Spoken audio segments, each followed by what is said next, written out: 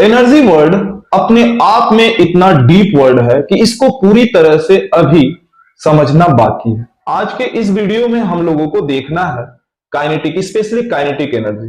Kinetic energy क्या होती है, काइनेटिक एनर्जी का डेरिवेशन और काइनेटिक एनर्जी किन किन बातों पे डिपेंड करती है, यानी फैक्टर वो कौन कौन से फैक्टर है जिस पे काइनेटिक एनर्जी डिपेंड करती है। तो वीडियो में बने रहिए और वीडियो को अंत तक देखिए। आप सभी लोगों का, आपका अपना प्यारा क्यूट सा चैनल हिक्स क्लासेस में आप सभी लोगों का स्वागत है। तो आइए चलते हैं, जल्दी से वीडियो को शुरू करते हैं। तो यहां पे जैसा कि आप स्क्रीन पे देख रहे हैं, यहां पे काइनेटिक एनर्जी है और उसकी डेरिवेशन और कौन कौन से फैक्टर हैं। तो चलिए चलते हैं वीडियो की तरफ।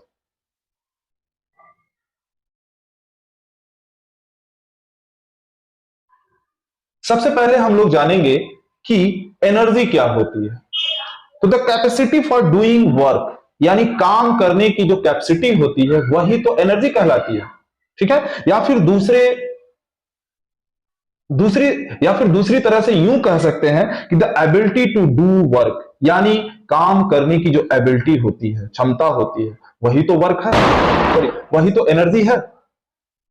एनर्जी को न तो पैदा किया जा सकता है और न ही बनाया जा सकता है, यानी energy can neither be created nor be destroyed. ये केवल एक फॉर्म से दूसरी फॉर्म में चेंज हो सकती है। तो ये था एनर्जी। अब इस एनर्जी में हम लोगों को देखना है कि वो डिफरेंट काइंड ऑफ कौन कौन से एनर्जी है। ठीक है, तो जैसे कि आप देख पा रहे हैं स्क्रीन पे, यहां पे है पोटेंशियल एनर्जी, उसके बाद kinetic energy, thermal energy, electrical energy. जो आपके घरों में पंखा, टीवी, कूलर ये सब चलता है वो इलेक्ट्रिकल एनर्जी से चलता है। केमिकल एनर्जी, ठीक है, जैसा कि आपके इन्वर्टर के बैटरी में है। न्यूक्लियर एनर्जी, ठीक है, जैसे न्यूक्लियस, एटम का न्यूक्लियस है या फिर उससे जो एनर्जी निकलती है वो न्यूक्लियर एनर्जी। और ऐसे बहुत ढेर सारे एनर्जी, ठीक है, जिसकी हम लोग को इस वीडियो में चर्चा नहीं करनी है। ठीक है, हम लोगों को देखना है केवल और केवल काइनेटिक एनर्जी। तो आओ चलते हैं, काइनेटिक एनर्जी को देखना है। आ गई काइनेटिक एनर्जी। काइनेटिक एनर्जी क्या होती है और इसका डिफिनीशन देखते हैं। The energy passes by an object due to its motion, यानी मोशन के कारण अगर किसी ऑब्जेक्ट में जो एनर्जी है वही एनर्जी कहलाएगी काइनेटिक एनर्जी। जो भी कोई ऑब्जेक्ट मोशन में है तो उसमें जो एनर्जी है वो काइनेटिक एनर्जी। अगर किसी ऑब्जेक्ट के पास मास है और उसके पास, यानी ऑब्जेक्ट के पास दो बात है, मास है और उसके पास वेलोसिटी है, तो हम कह सकते हैं कि उसके पास क्या है, काइनेटिक एनर्जी है बेटा। ठीक है, समझ में आया। अगर दो बात, काइनेटिक मतलब कि मास और वेलोसिटी। आओ यहां पे और समझते हैं। If we want to accelerate an object, अगर किसी ऑब्जेक्ट को हमको एक्सेलरेट करना है, ठीक है, मतलब वो रेस्ट में है उसको मोशन में कराना है, then we must apply a force, तो हमको उसके ऊपर क्या लगाना पड़ेगा, एक फोर्स लगाना पड़ेगा। और फोर्स लगाने से क्या हुआ, कुछ वर्क हो जाएगा। Applying a force require us to do some work, ठीक है, फोर्स लगाने के लिए हमको कुछ वर्क करना पड़ेगा।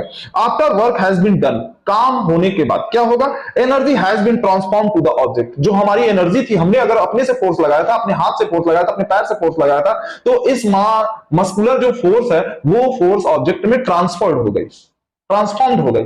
ठीक है, and the object will be moving with new speed. अगर वो ऑब्जेक्ट रेस्ट में थी तो वो ऑब्जेक्ट जो है अब एक नया स्पीड को अचीव कर लेगी। ठीक है, यानी कुछ ना कुछ मोशन में हो जाएगी। तो जब मोशन में हो जाएगी, हमने फोर्स लगाया और वो मोशन में हो गई, तो हम कह देंगे कि उसमें जो एनर्जी है वो काइनेटिक एनर्जी है। ठीक है, आओ जैसे यहां पे स्क्रीन पे आप देख पा रहे हैं कि एक कार है, ठीक है, इसको मैंने अभी लगाया F force.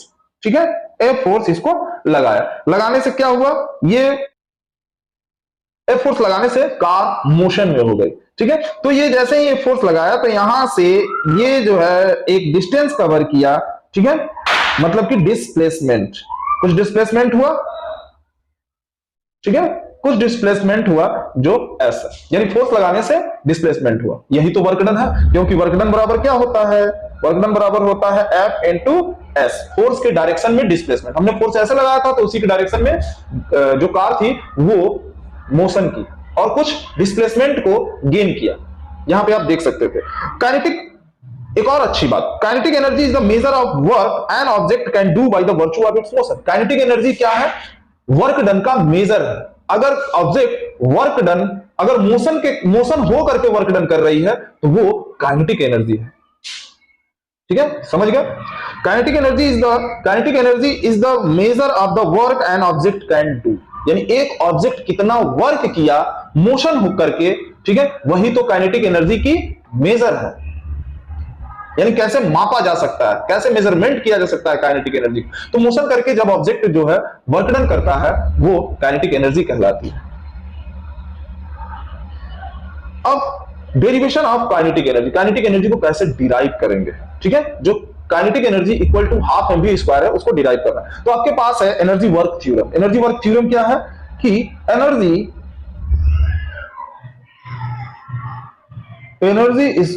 Equal to work done equal to, और W इक्वल टू क्या होता है बेटा, वर्क डन इक्वल टू होता है, अभी हम लोगों ने देखा है F इंटू एस, ठीक है, F इंटू एस। अब देखेंगे कि F, यहां पे F इक्वल टू क्या होता है, F इक्वल टू होता है ma, ठीक है। अब इसको मैं पुटअप करता हूं, तो एनर्जी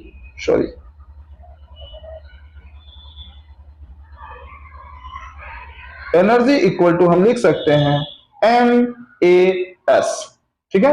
अब काइनेमेटिक के इक्वेशन से यूजिंग काइनेमेटिक इक्वेशन, वो kinematic equation, third kinematic equation जो है v square equal to u square plus 2as, इसको हमको यूज करना है, ठीक है। यहां से हम लिख सकते हैं as equal to v square minus u square upon 2। अब इसको जो है इसको हम इक्वेशन 1 बना दे रहे हैं। अब put the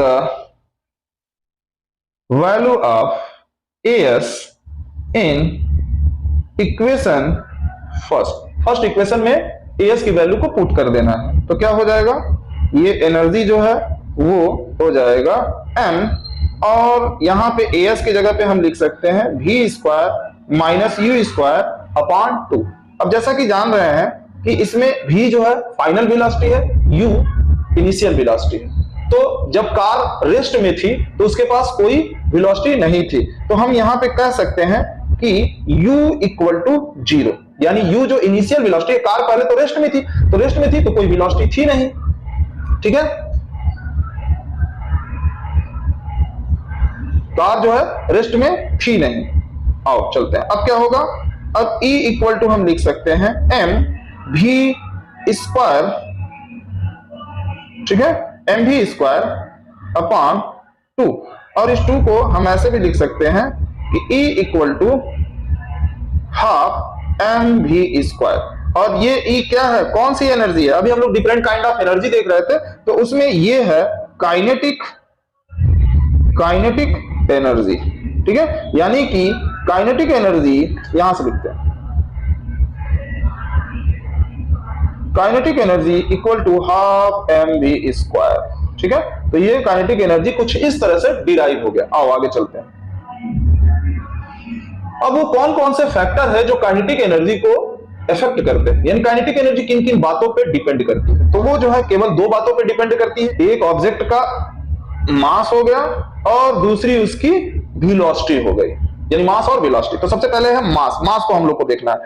kinetic energy increase with the increase of the mass of the object, यानी ऑब्जेक्ट का मास अगर इंक्रीज करेगा तो काइनेटिक एनर्जी भी इंक्रीज करेगी, यानी कि kinetic energy directly proportional to the mass of the object, ठीक है।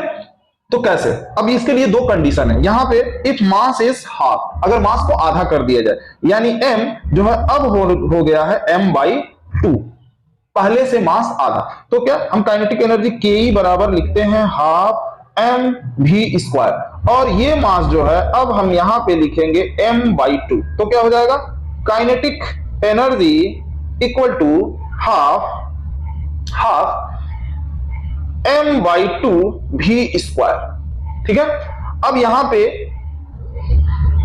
हम इसको कुछ इस तरह से भी लिख सकते हैं, हाफ इंटू हाफ, ये 2 को इधर कर देंगे तो हाफ m v स्क्वायर, अब ये हाफ एम वी स्क्वायर जो है क्या हो गया, ये काइनेटिक एनर्जी ही तो है, इसको हम k डैश कर दे रहे हैं, ठीक है। यानी कि काइनेटिक एनर्जी अब नया अगर मास हाफ कर देंगे तो काइनेटिक एनर्जी कितना हो जाएगा, वो काइनेटिक एनर्जी पहले से हाफ हो जाएगा, यानी कि हाफ के ई डैश, ठीक है।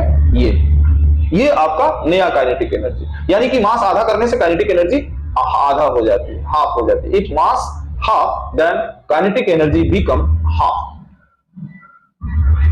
इफ मास इज डबल, दूसरा कंडीशन है अगर मास को डबल कर दिया जाए, यानी m जो है अब वो हो गया 2m, ठीक है। तो क्या होगा काइनेटिक एनर्जी, फिर से kinetic energy equal to half M V square.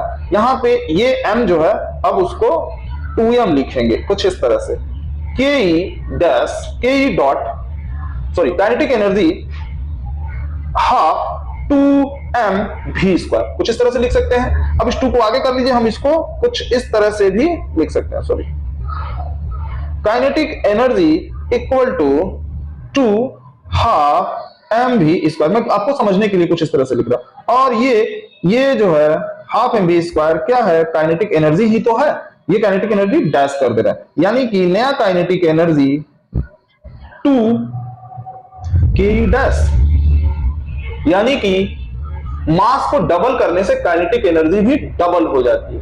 तो कंक्लूजन ये निकला कि kinetic energy directly proportional to the mass of the object. अभी हम लोग मास को हाफ किए तो काइनेटिक एनर्जी भी आधी हो गई, अभी मास को डबल किए काइनेटिक एनर्जी भी डबल हो गया, समझ गए। अब और दूसरा वो फैक्टर कौन सा फैक्टर है जिसपे काइनेटिक एनर्जी डिपेंड करती है, वो है वेलोसिटी, ठीक है। तो kinetic energy directly proportional to the square of its velocity, यानी कि काइनेटिक एनर्जी वेलोसिटी के ऑब्जेक्ट की जो वेलोसिटी होती है उसके स्क्वायर के बराबर होती है। कैसे, अब कंडीशन 1 है कि वेलोसिटी इज हाफ, वेलोसिटी को यानी कि v को कर दें v/2, तो क्या हो जाएगी काइनेटिक एनर्जी, ठीक है। अब काइनेटिक एनर्जी इक्वल टू होती है हाफ एम वी स्क्वायर, इस v स्क्वायर को अब हम कर दें v/2, इस पूरे का स्क्वायर, तो kinetic energy equal to half m, अब इस पूरे के जगह पे हम इसको कुछ v/2 ऐसे लिख रहे हैं, एक्सपेंड करते हैं तो half m v square by 4 लिख सकते हैं, ठीक है। ये काइनेटिक एनर्जी। अच्छा, अब ये हाफ m v स्क्वायर क्या है, काइनेटिक एनर्जी ही तो है, ठीक है। या फिर इसको हम इस तरह से लिख सकते हैं 1/4 इंटू 1/2 m v स्क्वायर, और ये क्या है आपका काइनेटिक एनर्जी, ठीक है, जिसको के ई डैश से रिप्रेजेंट किया है।